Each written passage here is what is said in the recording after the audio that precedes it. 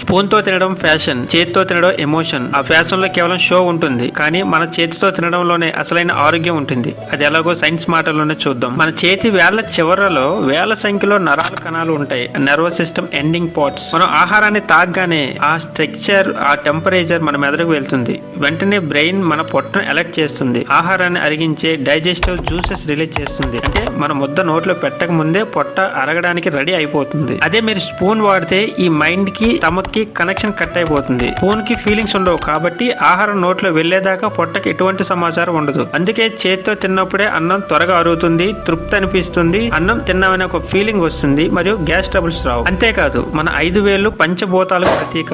ఆహారం అంటే కేవలం వస్తువు కాదు, పరబ్రహ్మ స్వరూపం. దాన్ని స్పూన్ తో కాకుండా చేతితోనే తిని గౌరవిద్దాం. యాంత్రికంగా బతకడం మోడర్న్ కాదు, ఆరోగ్యంగా బతకడమే సనాతనం. ఈ వీడియో మీకు యూజ్ఫుల్ అనుకుంటే ఛానల్ సబ్స్క్రైబ్ చేసి 10 మందికి షేర్ చేయండి. జై హింద్, జై శ్రీరామ్.